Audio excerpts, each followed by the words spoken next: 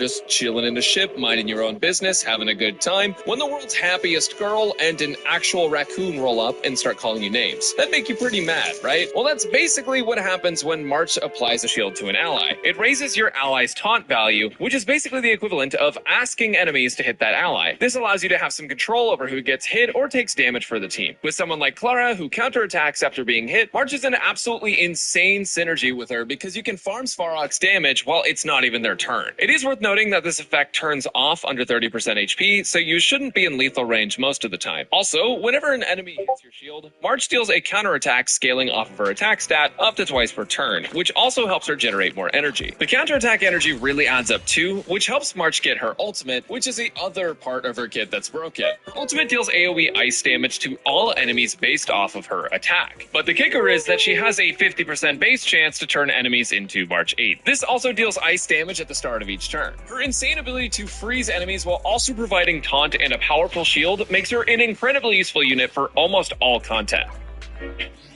Wait, did you think that was all? Nope, she has one more thing that makes her broken. Her Trace Purify makes it so that your shield will remove a debuff from an ally, meaning that you can cleanse allies of status afflictions with a skill you're probably already using on them. Having a shield character with a cleanse is absolutely insane, and I'm glad Hoyo made her so viable in all sorts of content. She has other traces too, like defense increases, one to extend the duration of her shield, and one to increase her ult freeze chance, and they're all useful as well. Her out of battle technique also has a 100% base chance to freeze a random enemy for one turn, which can be helpful to get a head start in something like Simulated Universe or Forgotten Hall. Overall, March is an amazing unit for free-to-play and pay-to-play players and is definitely worth investing in. I'd recommend leveling her skill trace, since that'll get you more defense scaling, but for her normals, counterattack, and ultimate, you can get around to them whenever works best for you.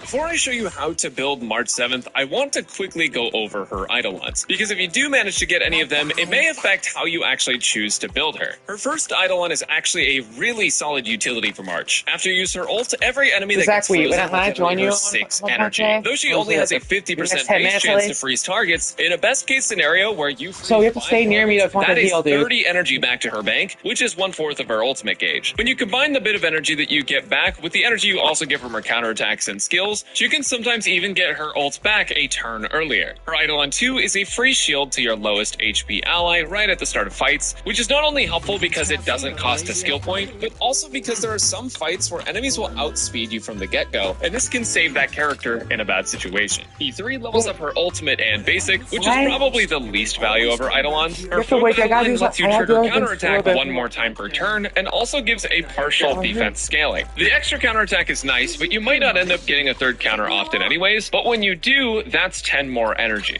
The big thing from this constellation though is partial defense scaling on her counterattack, since her build is strongly influenced by defense. It's going to increase her damage by a decent amount. Her E5 launch, by the way, which is pretty solid, and her E6 is probably her biggest change. I had 2 full Ps in HSR by 2 months which after. gives her allies with a shield from her HP back at the start of every turn. Now this healing is based off of the ally's HP, so March's personal HP doesn't matter much. But with that said, overall E6 ends up being incredibly strong for your teams, but it also won't be enough to sustain your team alone in high-end content unless you have a specific sim universe build for it. It all depends on the content that you're doing and your team build, but I would argue that in harder content, March's healing alone won't be enough to get you by, but there's definitely things you can do to build around it. I'm not going to tell you to pull for March Eidolons because it's hard to guarantee 4-star copies, but they are very good, and if you get copies of March, then you'll have quality of life improved by a fair bit. That's still up. Next up, let's talk builds. They actually updated recently. Out of our Primogen mascot.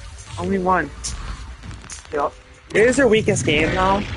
So I'm not. It's just if you're like me and first 7 won you over with pink hair, I mean, it's the same as it's like a. Then you probably want to build it. See, let's talk about it. If your early game was most of the game, just try to focus on getting us. Now get. Alan, like Kyle. For businesses, Alan get down. Control was made by Alan Wake Edge. right within QuickBooks. Also, he also made Prey. That's not related though. So you know your taxes are done. Max Payne. As much defense as possible without worrying about sets. This is because March 7th as a shield mod scales on defense, and you want her to be.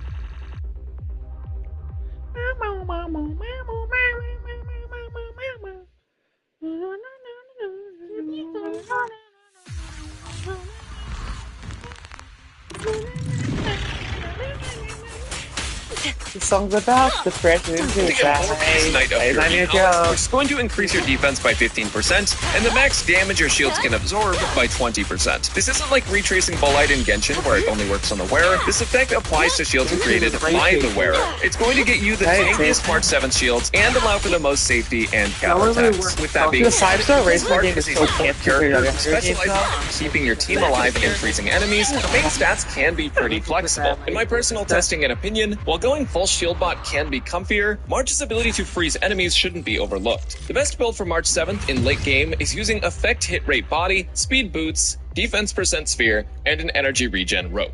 Real quick, let me break this down. The reason effect hit rate is a better build on March is because March's freeze by default only has a base 50% chance to land. However, freeze is a strong utility that delays enemies and therefore not only mitigates some damage that you would be taking, but also allows you more breathing room with your decision making and slows the pace of the fight. Freeze has saved me countless times in higher end content, and a higher chance for freeze to land is super helpful. If you also have March's E1, you get more energy back for freezing enemies, which means Actually, it probably has some racist. getting back your probably are ults with racist. effect hit rate. Now you can always go with a defense percent body instead of literally effect is, hit rate, dude. but for Now they're reference, racist. here's a chart showing March's shield with He hates effect hit the rate entire race versus of a people. He's defense not very body racist at as. level 80. As you can see, the You difference in remember running this effect joke, hit rate Kyle? over You remember defense this is pretty joke? minimal to begin with. Now for your Yeah, when planar you really ornaments, the get best option for her Is that are an actual things chip like pot? Fleet of Yeah. the Ageless. That's pretty which funny will though, increase if that's all of is your that allies' real or attack not? by 8% If it was with fake, it'd be, 120 it won't speed, be as funny. which will be But covered the fact by it's real speed makes it boots funny. immediately. Alternatively though, Right. another solid option for March is Belobog of the Architects, which will massively increase March 7's defense if she has over 50% effect hit rate, which if you use the body piece actually isn't that hard to get. You'll already have 43% from maxing it out, and you can get the rest from substats. So to wrap up, an endgame best in slot March build will use 4-piece Purity Palace with defense percent or effect hit rate on the body and speed boots. The planar ornaments will be Fleet of the Ageless for attack or Belobog of the Architects for personal defense, with a defense sphere and an energy regen rope. Now lastly, for substats, you're just going to want to focus on a couple things: effect hit rate, defense percent, speed, and break effect. And just as a heads up, I would not expect to get a solid crit build on March.